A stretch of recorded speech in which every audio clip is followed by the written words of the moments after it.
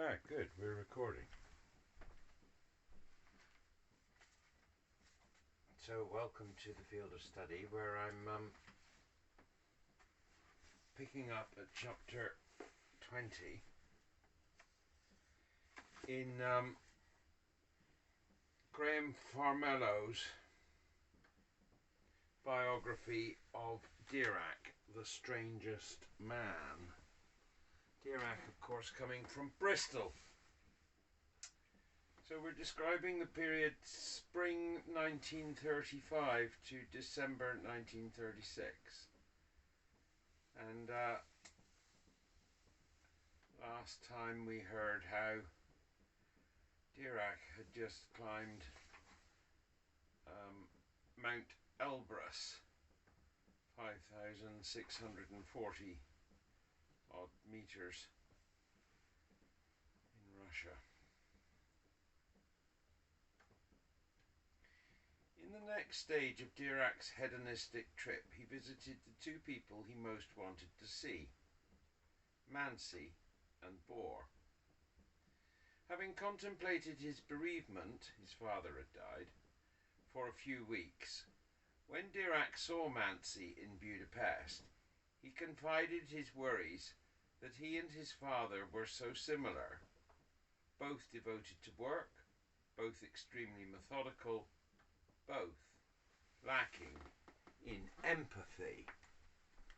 Apparently, for the first time, he described how his father had treated his family so unspeakably.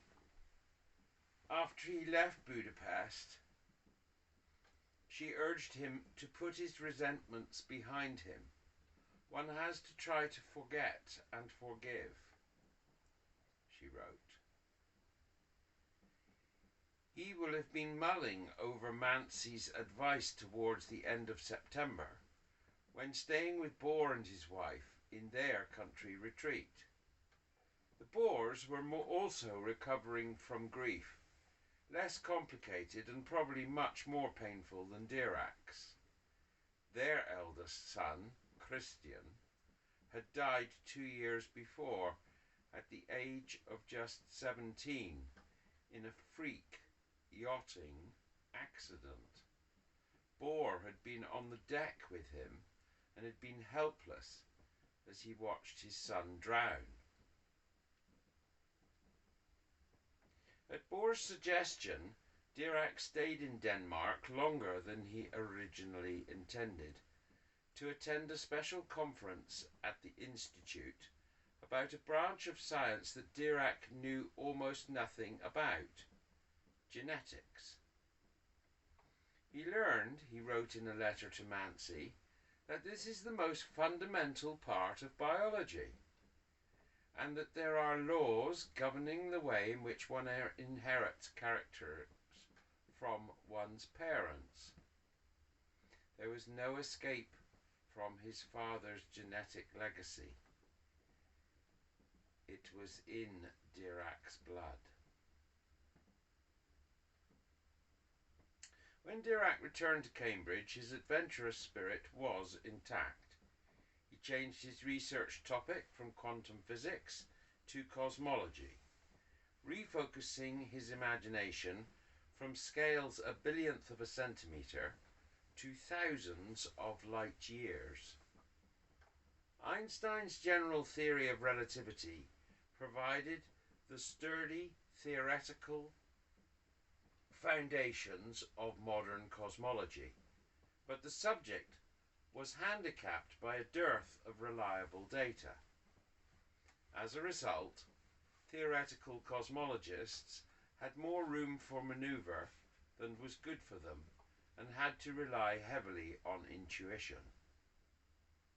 Without question, the most successful observational astronomer was the former lawyer Edwin Hubble, an Anglophile American in his mid-40s, given to declaiming on conference platforms in a strangely affected English accent, akin to Oppenheimer's. Hubble had created a public sensation in 1929 when he suggested that galaxies, aggregates of stars and other matter, do not stay still with respect to one another, but are always rushing apart. In what became known as Hubble's law, he used the data in his charts and tables to propose that the further a galaxy is away from the Earth, the faster the galaxy is moving away from it. This picture of galaxies dashing away from each other was consistent with Lemaitre's primeval atom theory of the origin of the universe, a precursor to the modern theory of the Big Bang. Dirac's perspective on the subject emerged after a few months' gestation, when he was also contemplating one of the most important decisions of his life. Should he marry Mansi? Here was a warm, cultured and culturing woman, the kind of extrovert he liked, one of the few with the patience to draw out his humanity. On the other hand, she was impulsive, hot-headed and overbearing. Could he be happy with a woman who had something of the controlling personality of his father? He knew it would be pointless to ask his mother, who wanted no competition for his loyalty. It would not be wise to seek the counsel of Wigner, as his loyalties would be divided. Besides, he had problems of his own. Having felt undervalued at Princeton, Wigner had moved to the University of Madison, Wisconsin, and was contemplating marriage to his colleague, Amelia Frank, one of the few female quantum physicists. When Wigner asked Mansi to visit him and size up his girlfriend, she jumped at the opportunity to sail from Southampton on the Queen Mary, the world's most luxurious liner, whose maiden voyage had taken place 5 months before. When Mansi asked Dirac if she could visit him in Cambridge before she sailed, he fobbed her off, but quickly relented. Still unsure whether he should commit to the relationship, he drove Mansi over to see Isabel Whitehead for what Mansi knew was an informal grilling. When he returned to Cambridge, he felt confident enough to forward some of Mrs. Whitehead's views to Mansi, excising points that might upset her. Mrs. Whitehead said she liked you. You are very unusual and have the simplicity of a child. I think this is what she meant by your being charming. She said that I ought to make my mind up quickly, also that you and I would find it very difficult to get along together because we are so different. Yet Mrs. Whitehead actually had second thoughts.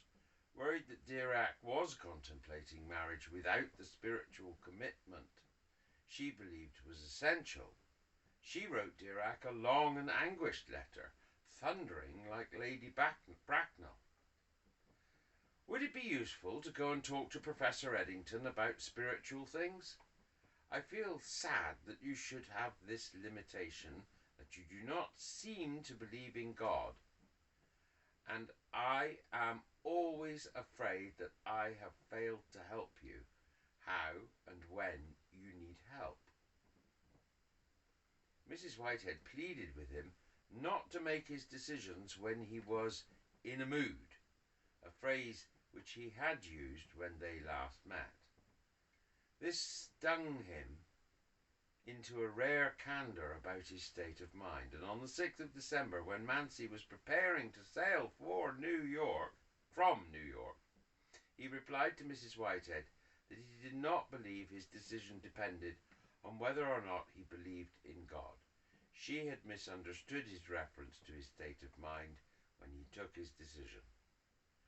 By in a mood, I only meant that I would need to be in a courageous mood to take an irrevocable step, after I had made up my mind what I ought to do. I think I err on the side of trying to be guided too much by reason and too little by feeling, and this makes me feel helpless when it comes to problems that cannot be solved by the clear-cut reasoning that one has in science. I have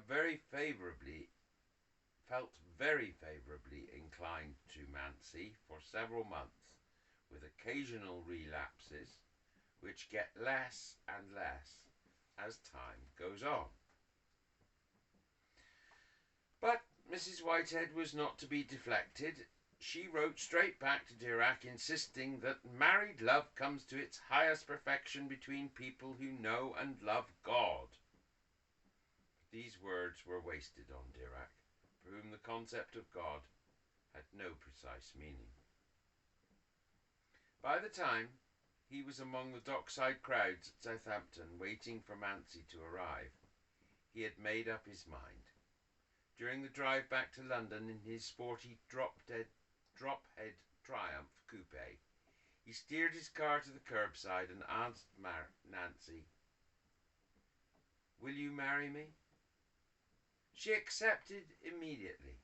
When he told his mother the news, she was predictably shocked, but summoned the grace to wish him and Mansi well, offering to travel to London on the day before Christmas Eve to meet her future daughter-in-law. Dirac accepted, perhaps inadvertently giving his mother one last chance to persuade him to stay single. Mansi was staying in the Spa Imperial Hotel in Bloomsbury, overlooking Russell Square. During their few hours together, Flo and Mansi found a few moments to talk privately, leaving Mansi puzzled. As soon as Flo arrived home, she wrote to Dirac with a detailed account of the conversation. "Flo, you will be having twin beds soon." Mansi, "Oh no, I must have a room to myself. I cannot allow Dirac to come into my bedroom." Flo, "What are you marrying him for?" Mansi, "I like him very much and want a home." Flo was astute enough to avoid outright condemnation. "Mansi was very nice indeed," she wrote, before the inevitable qualification. "I suppose you know she is only contracting a marriage of convenience." His mother knew how to unsettle him. She had just 7 days to make him reconsider. The balance had been struck between reason and feeling.